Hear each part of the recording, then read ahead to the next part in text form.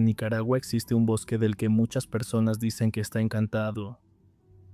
Durante mucho tiempo escuché historias sobre ese lugar, pero nunca imaginé que ahí terminaría viviendo una de las experiencias más aterradoras de mi vida. Buenas noches, comunidad. Mi nombre es José Tobar y soy del departamento de León en Nicaragua. Cerca de donde vivo hay una zona montañosa muy conocida entre la gente del lugar. Es un sitio al que muchos van para acampar o a pasar la noche, aunque la mayoría lo utiliza para ir de cacería.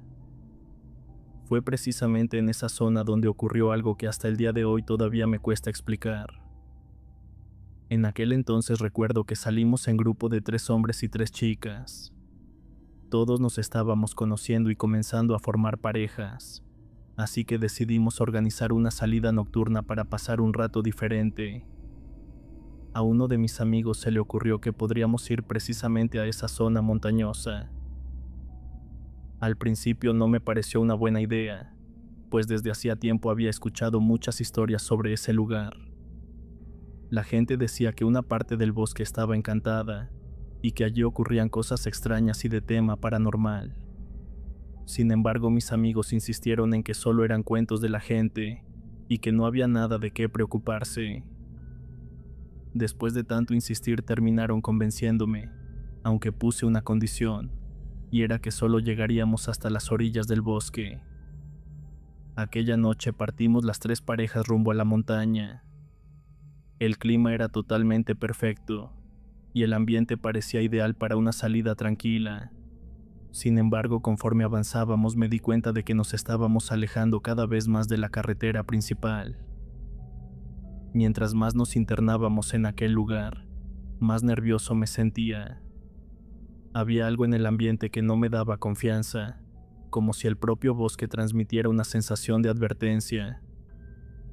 Recordaba todas esas historias que había escuchado desde niño, relatos de personas que entraban en aquel lugar y terminaban caminando en círculos sin encontrar la salida, o testimonios de gente que aseguraba haber visto cosas extrañas en medio del monte.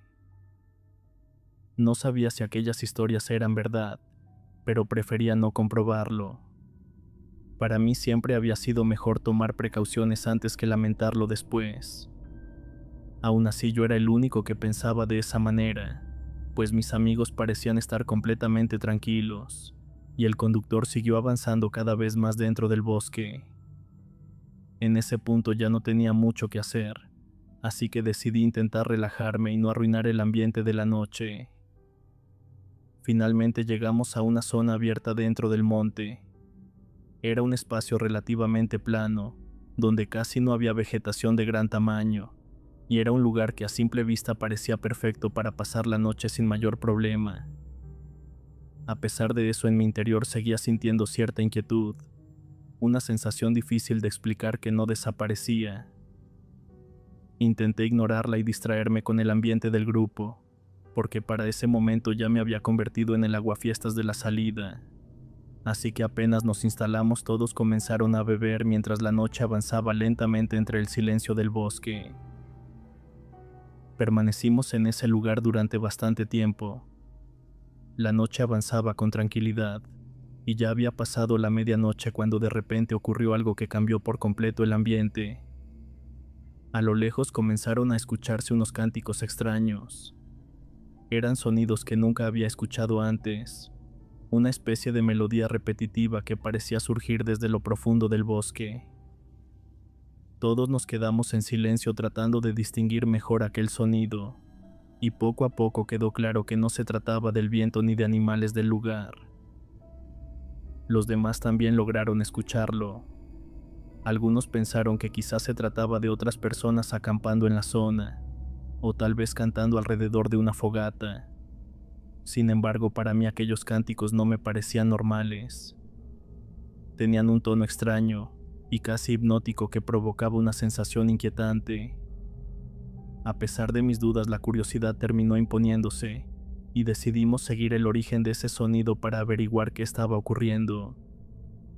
Comenzamos a internarnos entre el monte tratando de no hacer ruido mientras avanzábamos entre la vegetación. El terreno no era demasiado complicado, así que logramos movernos con relativa facilidad. No habíamos recorrido mucha distancia cuando empezamos a ver algunos destellos de luz filtrándose entre los árboles. Parecía haber una fogata encendida más adelante, y alrededor de ella se distinguían varias siluetas moviéndose. Avanzamos un poco más hasta llegar a una zona despejada, desde donde se podía observar con claridad lo que estaba ocurriendo.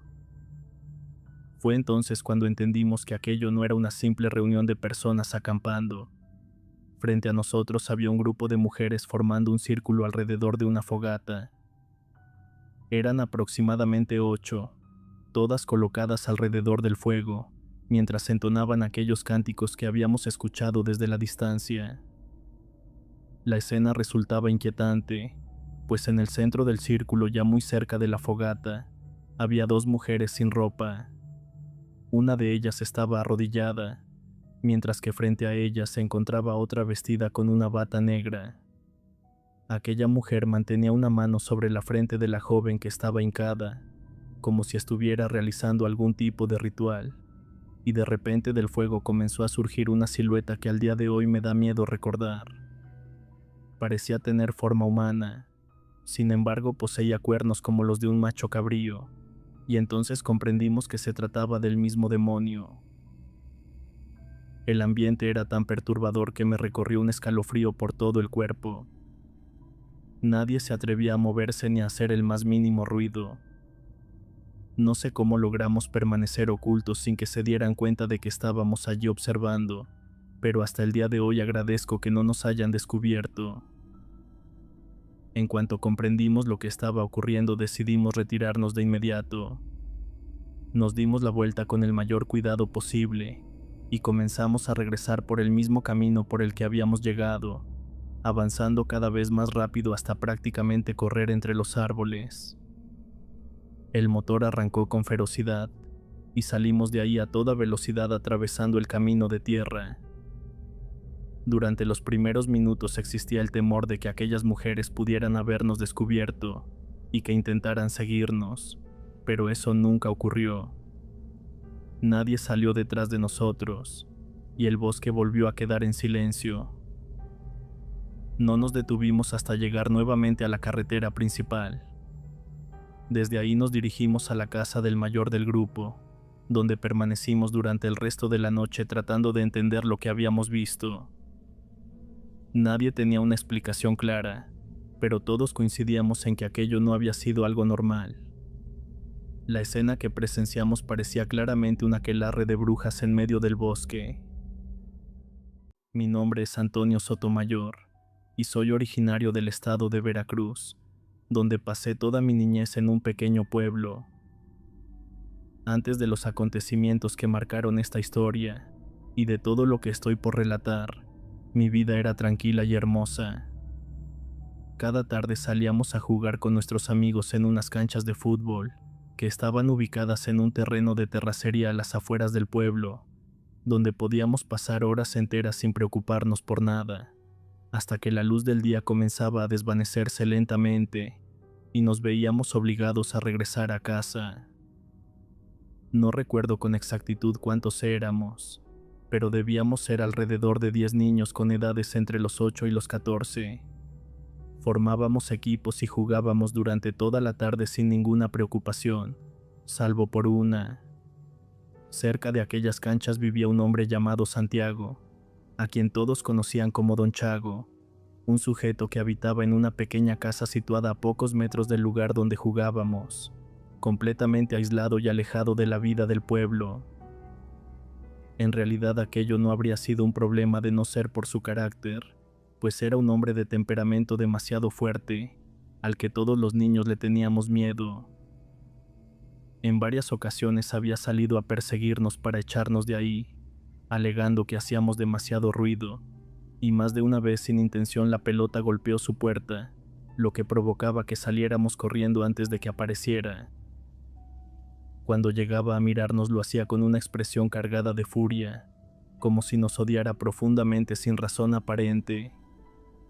Sus ojos siempre parecían llenos de ira, y nadie en el pueblo recordaba haberlo visto sonreír ni una sola vez. tampoco convivía con los demás habitantes del lugar, y era extraño verlo entre la gente, ya que su presencia siempre resultaba incómoda. Con el tiempo comenzaron a surgir rumores a su alrededor, y muchos aseguraban que era un brujo que años atrás había entregado el alma de su esposa al demonio. Se sabía que había estado casado durante varios años en su juventud, pero de un momento a otro quedó viudo sin que nadie supiera qué había ocurrido realmente. No invitó a nadie al funeral de su mujer, y el pueblo entero se enteró de su muerte cuando ya había sido sepultada. Lo más inquietante era que, según quienes la habían visto en sus últimos días, la mujer se encontraba completamente sana, sin señales de alguna posible enfermedad. De hecho, la última persona que la vio fue la señora de la tienda, quien aseguraba que se comportaba como siempre, tranquila y realizando sus compras habituales, lo que dejó todo envuelto en un misterio imposible de resolver. Con este contexto resulta más fácil entender por qué mis amigos y yo le teníamos tanto miedo a Don Chago, aunque ese temor nunca fue suficiente para alejarnos del fútbol, al menos no hasta que una tarde todo cambió. Mi mejor amigo Luis, quien vivía muy cerca de mi casa, pasó por mí como de costumbre para ir a jugar, y ese día llevé conmigo un balón nuevo que me habían regalado por mi cumpleaños, lo que lo emocionó bastante, ya que el que usábamos estaba muy desgastado. Nuestros padres rara vez nos compraban balones nuevos porque muchos terminaban en el patio de Don Chago, y él jamás los devolvía, así que cuando llegamos a la cancha y el resto de los niños nos vio llegar, todos estaban ansiosos por comenzar a jugar. Eran alrededor de las 5 de la tarde, y todos se emocionaron al saber que el balón era mío, y comenzamos a jugar como de costumbre. El tiempo se nos fue demasiado rápido, pues nos estábamos divirtiendo mucho, pero en un momento, sin que nadie lo esperara, uno de los niños pateó el balón con tanta fuerza que salió volando y terminó en el patio de Don Chago. Todos nos quedamos en silencio total, mirándonos con desesperanza en nuestro rostro, pues éramos conscientes de que se trataba de otro balón perdido. Yo sentí un nudo en la garganta y ganas de llorar, pero me contuve por vergüenza. Aún así no podía permitir que ese hombre se quedara con algo que tanto esfuerzo le había costado a mi madre comprarme. Ella me había pedido que lo cuidara, y ese pensamiento me dio el valor para decidir que iría a tocar la puerta de Don Chago para pedirle mi balón de la mejor manera posible. Sin embargo, mis amigos me detuvieron de inmediato, y me insistieron en que no lo hiciera, convencidos de que podía pasarme algo malo, pues aquel hombre siempre les había parecido peligroso, y claramente no nos soportaba. Intentaron hacerme cambiar de idea, proponiendo que entre todos juntaríamos dinero para comprar otro balón, utilizando lo poco que nos daban nuestros padres para gastar en la escuela, pero yo sabía que eso tomaría demasiado tiempo, ya que todos veníamos de familias que vivían en la pobreza. Les dije que estaba bien, que no iría a la casa de Don Chago, pero en realidad solo lo hice para tranquilizarlos momentáneamente, porque en el fondo ya había tomado una decisión. Esa misma noche, cuando todos estuvieran dormidos en el pueblo, yo visitaría la casa del señor para recuperar mi balón. Hasta el día de hoy sigo arrepintiéndome de haberlo hecho, pues fue sin duda una de las peores decisiones de mi vida. Al despedirnos y regresar a nuestras casas, le conté a mi mejor amigo Luis lo que planeaba hacer. Él intentó disuadirme de aquella decisión, preocupado por el peligro que implicaba acercarse a ese lugar, pero yo ya estaba completamente decidido y no logró hacerme cambiar de opinión. Finalmente optó por acompañarme, aunque en su rostro era evidente el miedo. Cerca de la 1 de la madrugada me escapé de mi casa sin hacer ruido. En ese tiempo no teníamos celulares, así que lancé una pequeña piedra a la ventana de Luis para avisarle. Al poco tiempo salió de su hogar, y juntos nos dirigimos hacia la casa de Don Chago. Caminamos en silencio por el pueblo, que a esas horas permanecía completamente tranquilo. Pensábamos que si éramos cuidadosos podríamos entrar sin ser vistos y recuperar el balón sin que aquel hombre se diera cuenta, así que avanzamos lentamente hacia el patio frontal, procurando no hacer el más mínimo ruido. Estaba a punto de trepar la reja cuando Luis me jaló bruscamente y me tiró al suelo. Su reacción me desconcertó, pero de inmediato me hizo una señal para que guardara silencio. Entonces, en medio de la quietud de la noche, logramos escuchar algo extraño. Provenía del interior de la casa. Era un sonido húmedo y constante, como si alguien estuviera masticando con una intensidad exagerada, acompañada de ruidos grotescos y fuera de lo normal. Nos miramos confundidos durante unos segundos sin comprender lo que estábamos oyendo, y con una mezcla de miedo y curiosidad comenzamos a avanzar en cuclillas hacia la parte trasera de la casa, de donde parecía provenir aquel sonido. Cada paso lo dábamos con extremo cuidado y conteniendo la respiración, hasta que finalmente nos acercamos a la pequeña barda que delimitaba el patio trasero.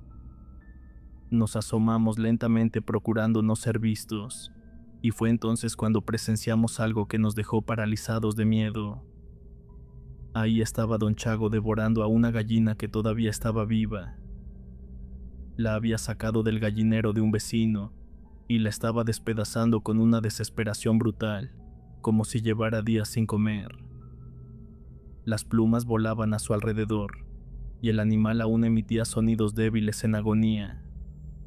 La escena era tan grotesca y antinatural que nos dejó sin aliento, incapaces de movernos o apartar la mirada, mientras el hombre continuaba alimentándose con una ferocidad que no parecía humana. No sé por qué no salimos corriendo en ese mismo instante. Con el tiempo he llegado a pensar que ambos quedamos atrapados en una especie de trance al presenciar algo tan grotesco. Sentí como el miedo se apoderaba de todo mi cuerpo, pero lo que estábamos por presenciar apenas comenzaba.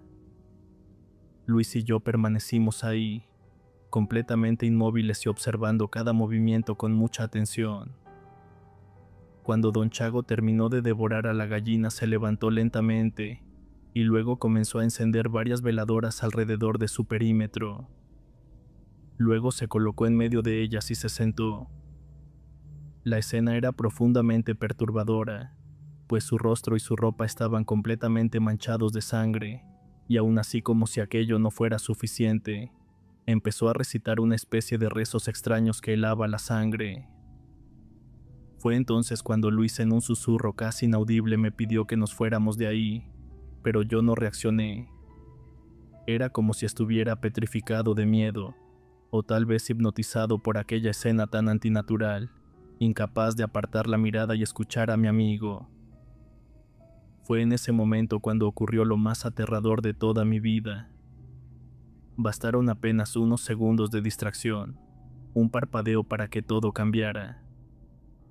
Cuando volvimos a mirar hacia el lugar donde estaba don Chago, su figura ya no era la de un hombre.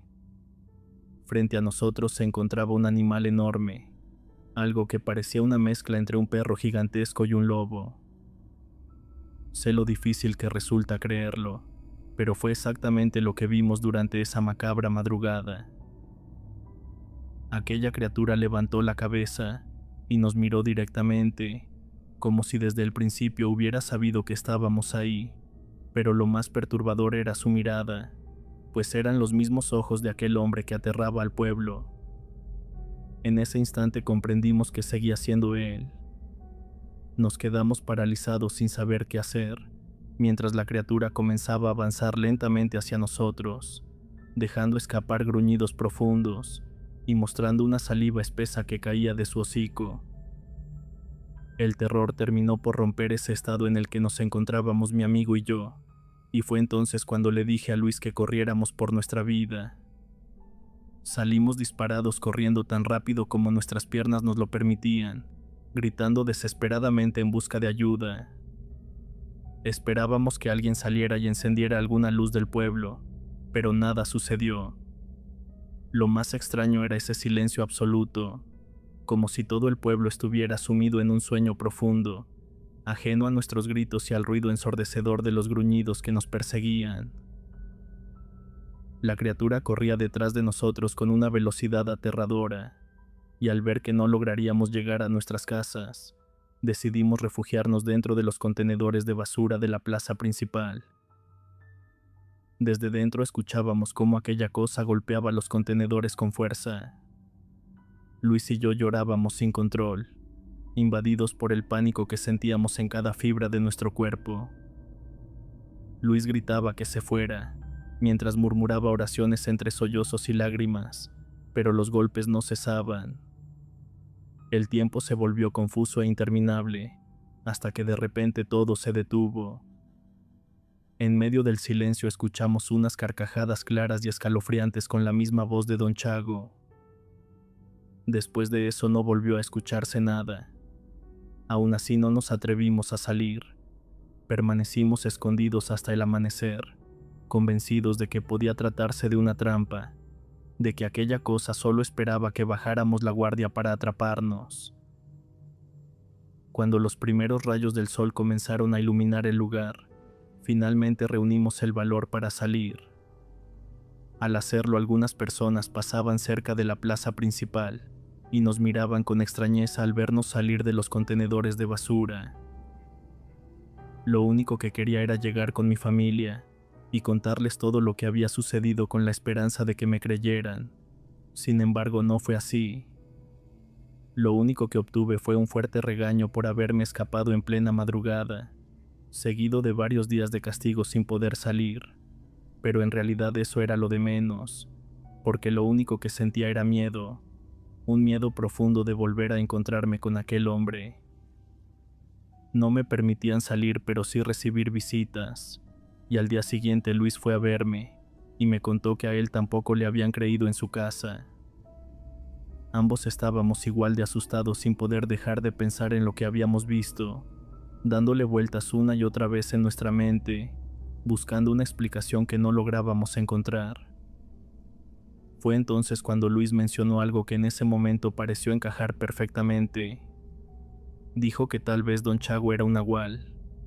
La idea no sonaba para nada descabellada, considerando los rumores que siempre habían existido sobre él.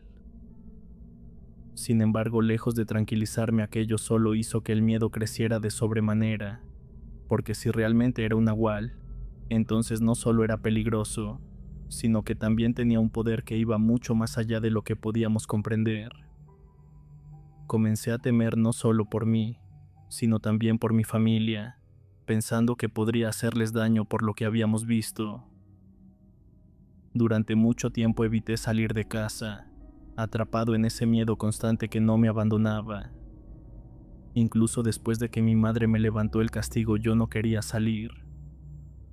Aquello comenzó a preocupar tanto a mi madre como a mi abuela, quienes me preguntaban constantemente por qué me negaba a salir.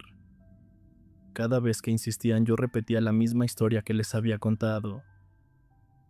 Un día mi madre llegó a la casa visiblemente alterada y reunió a toda la familia para contarnos algo que había sucedido esa madrugada. Habían encontrado el cuerpo del señor Sergio, un hombre del pueblo que pasaba la mayor parte del tiempo en la cantina.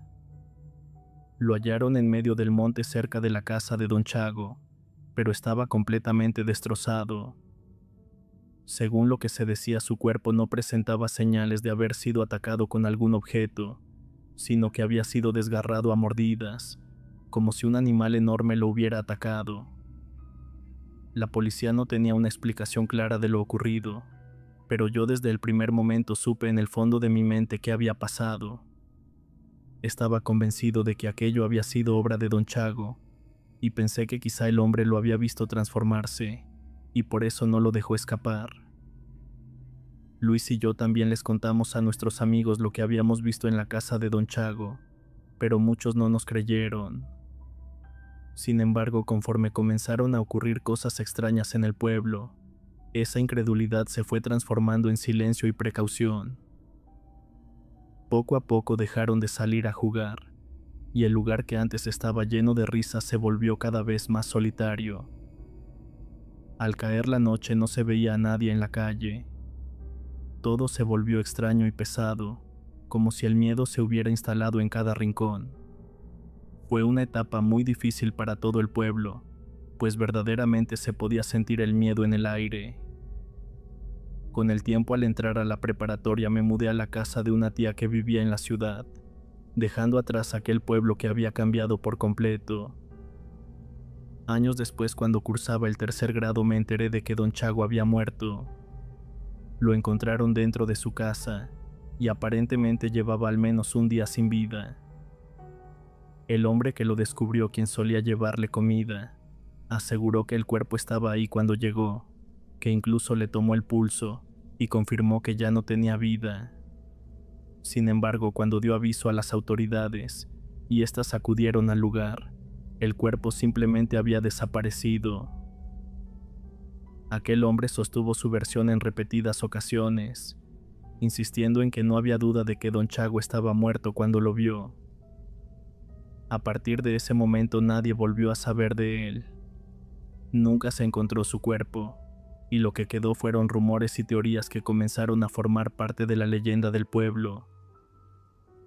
Algunos decían que después de haber entregado su alma se había vuelto inmortal, y que al morir simplemente había adoptado su forma animal para marcharse definitivamente. Otros aseguraban que el diablo había reclamado lo que le pertenecía, llevándose tanto su alma como su cuerpo. Con el paso del tiempo surgieron muchas versiones de aquel hombre, pero ninguna respuesta concreta.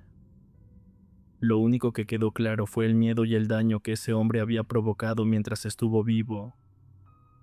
En mi caso, aquello dejó una huella profunda que me tomó años superar, y aún así hay noches en las que sigo teniendo pesadillas con ese hombre.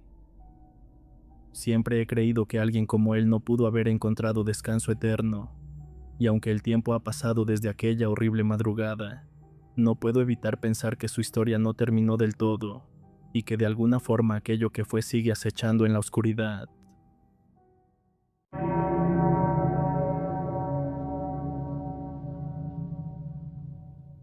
Hola querida comunidad, les quiero contar una historia sumamente aterradora. Seguramente estarán de acuerdo en que existen lugares pequeños donde todos se conocen, y precisamente esto ocurrió en un pequeño rancho perdido entre cerros y monte. Allí vivían varias familias que se conocían de toda la vida, y entre ellas estaba la familia de mi padre. Todos se conocían y se ayudaban, pero había algo curioso en ese sitio. Cuando alguien tenía un problema extraño no llamaban a la policía, pues en su lugar despertaban a don Eusebio. Don Eusebio era un hombre mayor. Decían que había sido curandero desde joven, que conocía rezos antiguos utilizados por su padre y que tenía la capacidad de ahuyentar cosas malas del pueblo. Algunos aseguraban que solo era un hombre muy creyente, pero otros afirmaban que sabía mucho más de lo que aparentaba. Por eso cada vez que algo inquietante ocurría en el rancho, acudían a su puerta pidiendo ayuda, y aquella noche no fue la excepción. Eran alrededor de las 2:30 de la madrugada, cuando varios golpes urgentes interrumpieron su sueño. Don Eusebio se levantó con calma, se colocó el sombrero y abrió la puerta. Afuera lo esperaban 3 hombres visiblemente alterados, con el miedo reflejado en el rostro y una inquietud que apenas podían contener. Le explicaron que algo extraño estaba ocurriendo y que necesitaban que los acompañara. Señalaron hacia el monte que se encontraba cerca, indicando la casa de los Ramírez. Sobre el techo aseguraban que había un guajolote, pero no uno común. La manera en que lo describían dejaba entrever que se trataba de algo fuera de lo normal. Don Eusebio guardó silencio por un momento, asimilando la situación. Sin decir más, tomó su linterna de mano y luego comenzó a caminar junto a ellos por el camino de tierra. La noche era fría y siniestra, y la luz de la luna apenas iluminaba el entorno. Al llegar a la casa de los Ramírez encontró a varias personas reunidas afuera. Todos permanecían en silencio con la mirada fija hacia el techo, y entonces don Eusebio alzó la vista y lo vio. Ahí estaba un guajolote más grande de lo habitual, posado justo en la punta del techo. Permanecía completamente inmóvil, observando hacia abajo con una quietud inquietante. Ninguno de los presentes reconocía al animal, y la incertidumbre se extendía entre ellos como un presentimiento oscuro. En aquel rancho nadie tenía un guajolote negro, y ese lo era por completo. Sus plumas parecían absorber la luz de la luna, como si la noche misma se hubiera posado sobre el techo. Sin embargo, lo más inquietante eran sus ojos que brillaban con el reflejo de la luna de una forma antinatural, semejantes a dos piezas de vidrio inmóvil. Había llegado poco antes tras un golpe seco que resonó en el techo, como si algo pesado hubiera caído desde el cielo. Cuando los habitantes salieron a ver, la criatura ya estaba ahí, completamente quieta. No se movía y no emitía sonido alguno. Solo observaba el lugar como analizando su próximo movimiento. Eso fue lo que realmente inquietó a don Eusebio.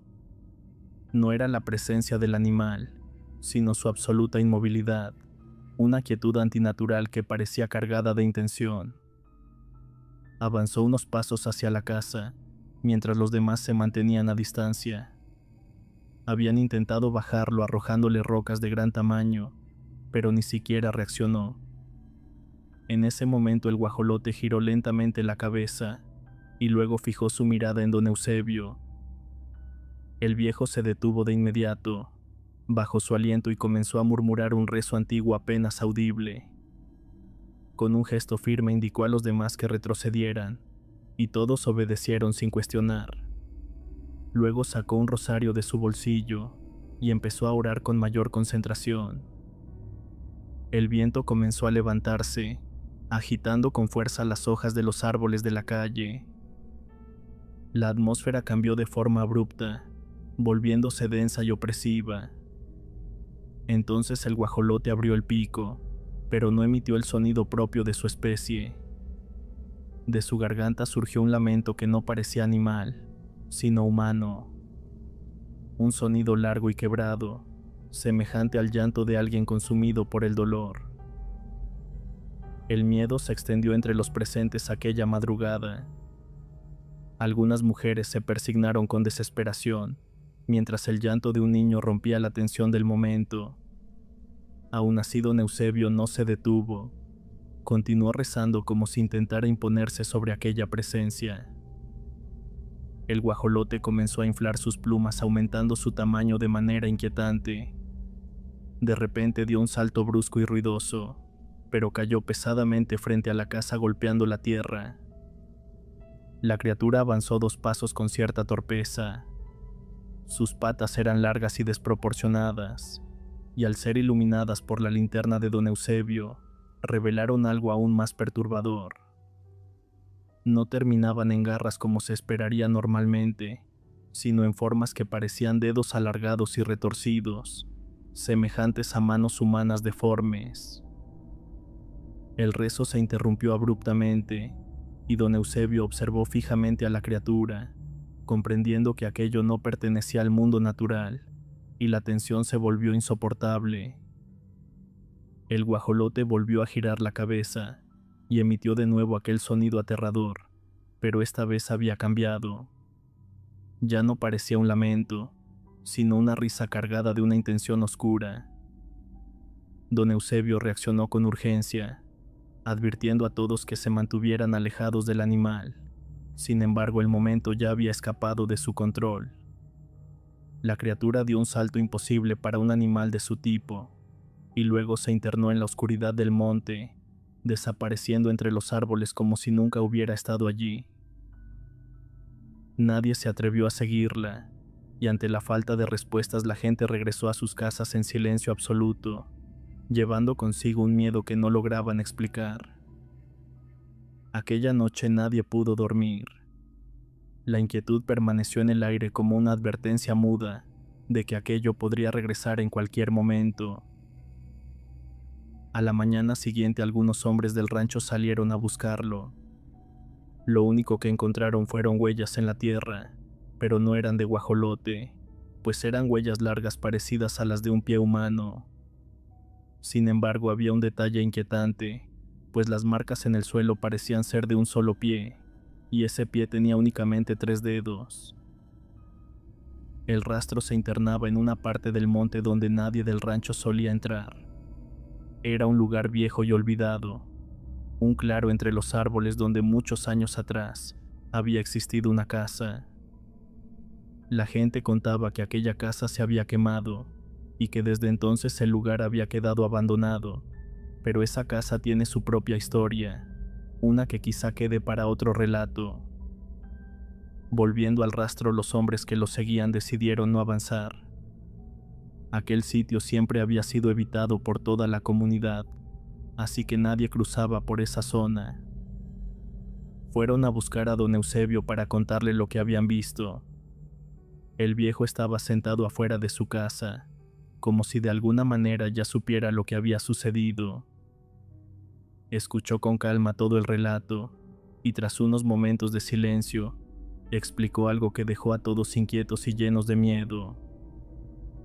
En este mundo existen cosas que no son animales en su totalidad, pero que pueden tomar la forma de uno para acercarse a la comunidad. Después de escuchar aquello, ninguno quiso hacer más preguntas relacionadas con el tema. Desde esa noche nadie en el rancho volvió a ver aquel guajolote. Sin embargo, en algunas madrugadas, cuando el viento desciende desde los cerros y atraviesa el monte, todavía se escucha un sonido extraño. Es un lamento que no parece venir de un ave ni de un animal, sino de algo que intenta imitar una voz humana.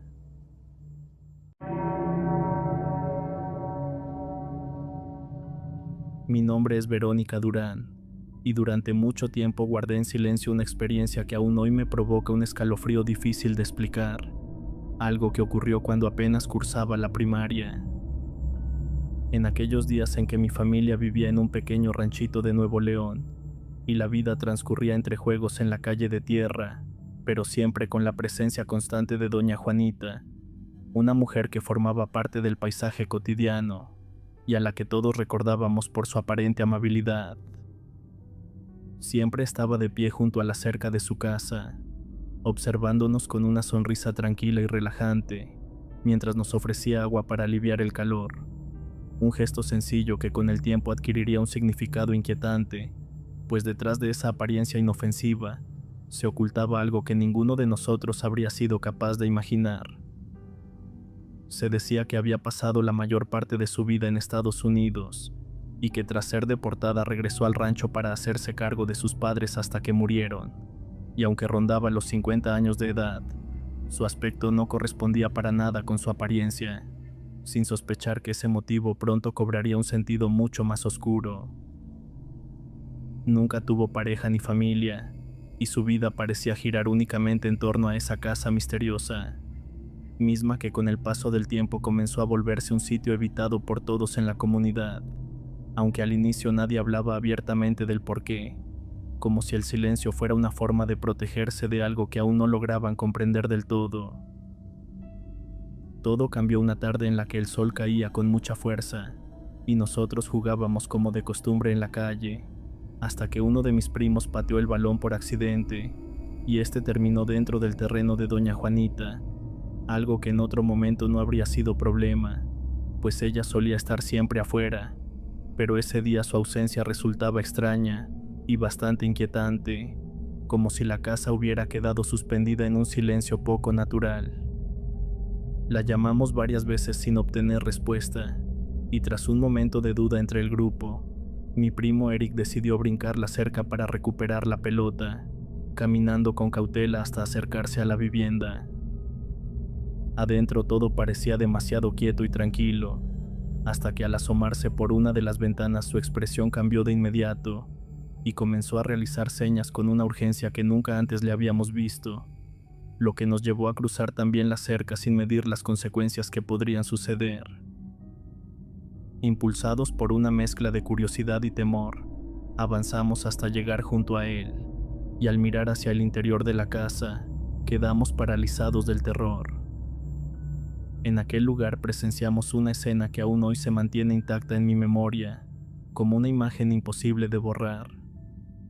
En medio de la cocina había una fogata encendida con leños ardiendo y lanzando sombras que danzaban por las paredes de aquella siniestra casa, y sobre ese fuego doña Juanita se movía de un lado a otro dando saltos extraños, pero lo verdaderamente perturbador no era el fuego ni el silencio que la rodeaba, sino el hecho de que no tenía pies, o al menos eso era lo que nuestros ojos alcanzaban a comprender, pues era como si sus piernas terminaran antes de tocar el piso de tierra.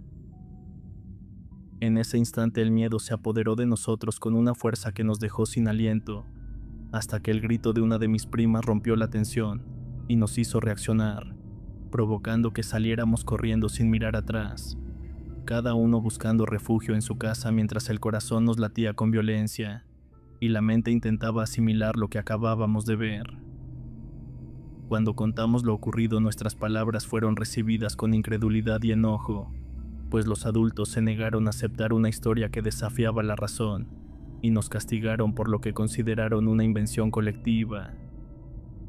Nosotros sabíamos que no era así y estábamos convencidos que aquello había sido real, y ese conocimiento se convirtió en una carga silenciosa que cambió por completo nuestra forma de ver el rancho, obligándonos a mantenernos alejados de doña Juanita, no solo por miedo a encontrarnos con ella, sino por el temor de que supiera que habíamos sido testigos de algo que no debía ser visto.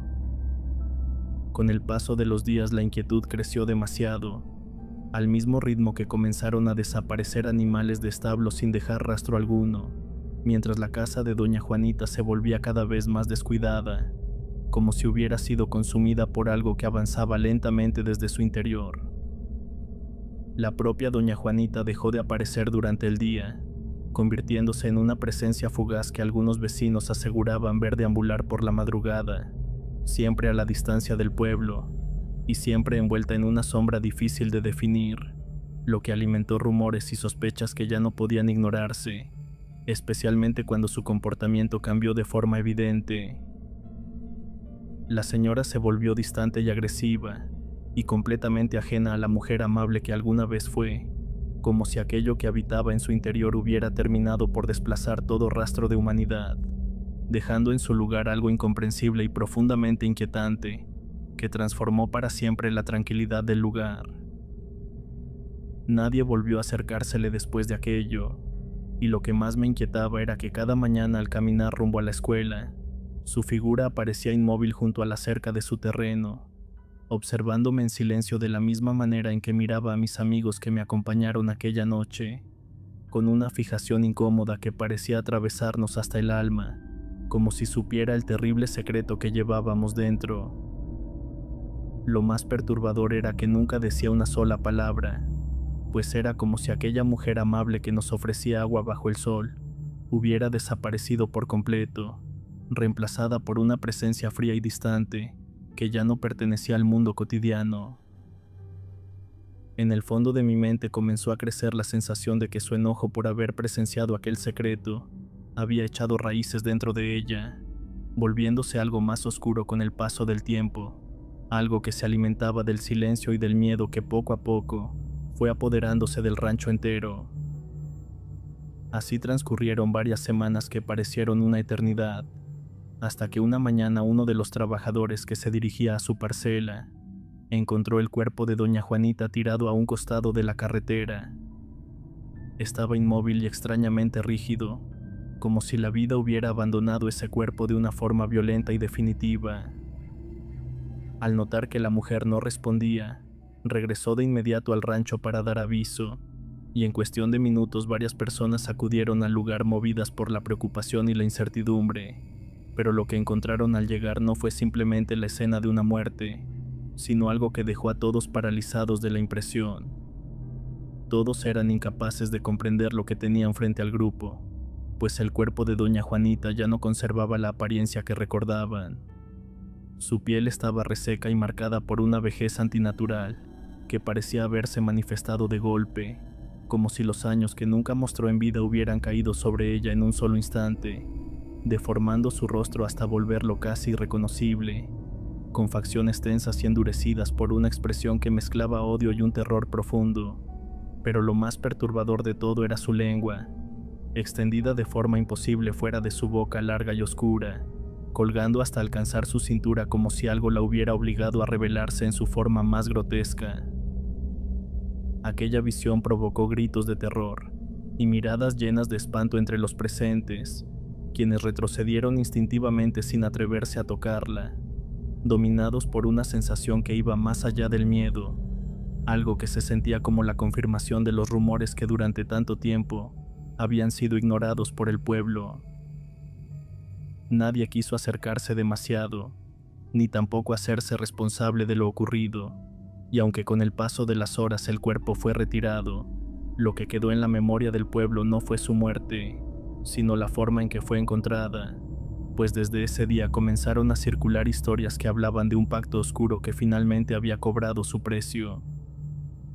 Se hablaba de una deuda que no pudo saldar, y de una presencia que terminó reclamando lo que le pertenecía. Explicaciones que tal vez nacieron del miedo y de la necesidad de darle sentido a lo inexplicable, pero que con el tiempo se convirtieron en la única forma en que el rancho pudo convivir con aquel recuerdo, uno que hasta el día de hoy sigue sintiéndose demasiado real. Cada vez que alguien menciona el nombre de Doña Juanita en voz baja, como si al hacerlo se corriera el riesgo de despertar algo que nunca terminó de irse. Me llamo Fabiola Herrera y soy originaria de Ciudad Valles en San Luis Potosí. Durante años guardé una historia que mi padre nos contó con una seriedad que nunca antes le habíamos visto. Era como si al recordarla volviera a colocarse en medio de aquel lugar donde algo no terminaba de encajar con la realidad. Mi padre se llamaba Nemorio Castillo, y en los años 80 trabajaba en el campo para un ingeniero que poseía grandes extensiones de tierra. Eran parcelas dispersas que se perdían entre el monte. Muchas de ellas estaban tan alejadas de la ciudad que parecían existir en un mundo aparte, un territorio donde el tiempo avanzaba distinto y el silencio se volvía tan pesado que llegaba a sentirse como una presencia. Mi padre era uno de sus trabajadores de mayor confianza. Era el tipo de hombre al que se le asignaban las tareas más difíciles sin necesidad de mayor explicación. No era porque faltara gente, sino porque pocos soportaban ese tipo de trabajo. En casa nunca nos gustó del todo esa situación, porque sabíamos que podía pasar días enteros lejos de su familia, sin más compañía que el monte. Cada vez que debía irse, mi madre le preparaba comida, ropa y provisiones suficientes para sobrevivir varios días. Él partía con la tranquilidad de quien ya conoce ese tipo de vida. Sabía que en cada parcela encontraría apenas un pequeño techado de lámina donde resguardarse por la noche.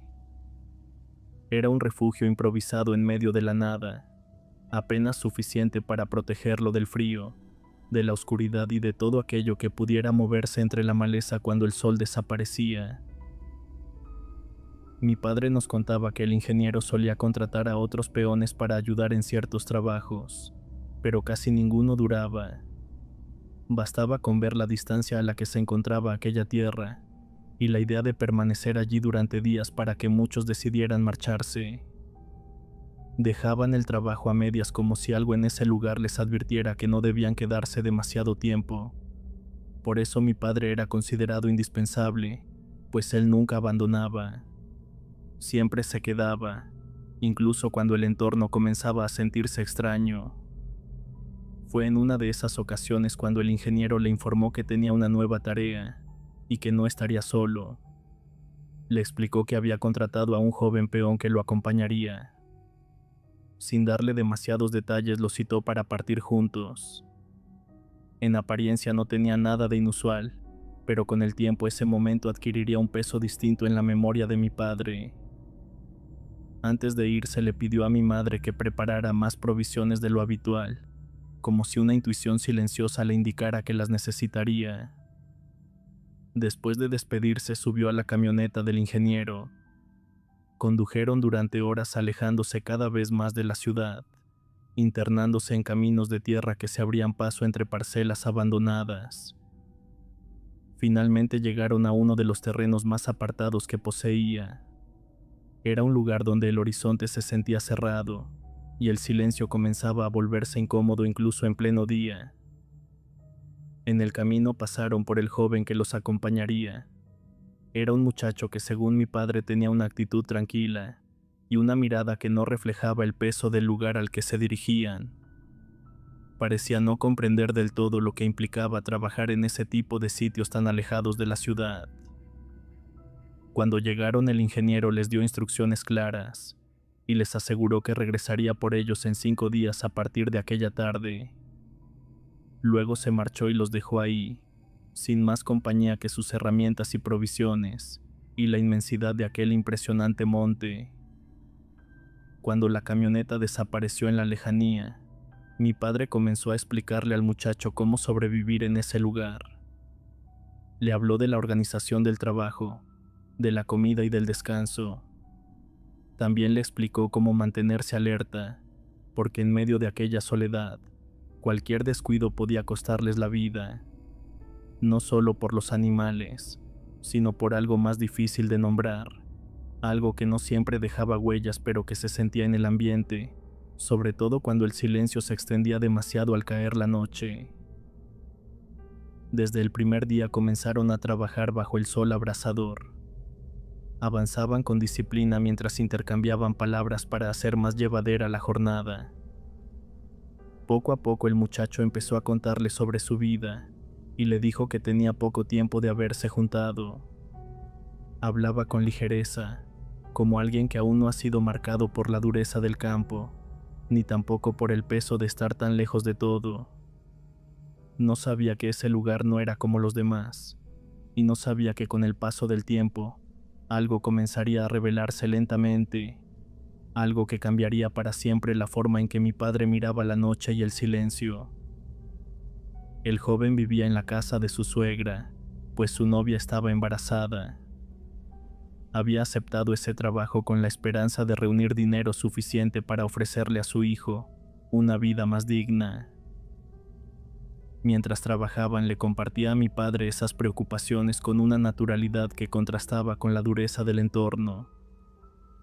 Mi padre le habló también de su familia y de la responsabilidad que cargaba. Así transcurrió el primer día. Al caer la tarde encendieron una fogata para preparar la comida, y después mi padre le mostró cómo acomodarse para pasar la noche bajo el techado de lámina. Le explicó lo necesario para descansar sin bajar la guardia. Él ya estaba acostumbrado a dormir en el monte, pero sabía que no cualquiera soportaba esa soledad. Aún así el joven no mostró miedo. Se mantenía firme, como alguien que no se dejaba intimidar fácilmente, y eso le dio cierta tranquilidad. Aquella noche no había luna. La oscuridad era tan densa que parecía envolverlo todo. Los sonidos de los animales nocturnos se mezclaban en la distancia y creaban una sensación constante de inquietud. Era un murmullo que podía meterse en la mente de cualquiera y hacerlo dudar de su propia valentía. Sin embargo, el muchacho permanecía sereno, como si ese ambiente no tuviera efecto sobre él. Al día siguiente retomaron el trabajo desde temprano. Cumplieron con las tareas del ingeniero, cocinaron y descansaron, y siguieron trabajando sin novedad. Al caer la noche se dispusieron a dormir, siguiendo la misma rutina. Pero a la mañana siguiente, cuando mi padre despertó, notó que el joven ya estaba en pie. Algo en su actitud había cambiado. Permanecía en silencio total, mirando fijamente hacia la vereda por la que habían llegado, como si esperara algo que no terminaba de aparecer. Cuando mi padre le preguntó qué le ocurría, el muchacho respondió con inquietud. Dijo que quería regresar a su pueblo porque su suegra le había pedido que volviera. Aseguró que su novia estaba triste y enferma, y necesitaba su compañía. La explicación dejó a mi padre confundido, no solo por lo repentino, sino por la forma en que decía haber recibido ese mensaje. Al intentar entender mejor, le pidió que se explicara. Entonces el joven confesó que su suegra había ido a verlo durante la noche. Dijo que había llegado hasta ese lugar perdido en medio del monte para darle el recado. Aquello no tenía sentido considerando la distancia. Mi padre pensó que era una broma, o tal vez un desvarío por el cansancio, pero el muchacho insistió con seriedad. Aseguró que su suegra no era una mujer común, que era una bruja capaz de transformarse en guajolote para volar hasta donde él estuviera. Dijo que la noche anterior la había visto llegar entre los árboles del lugar.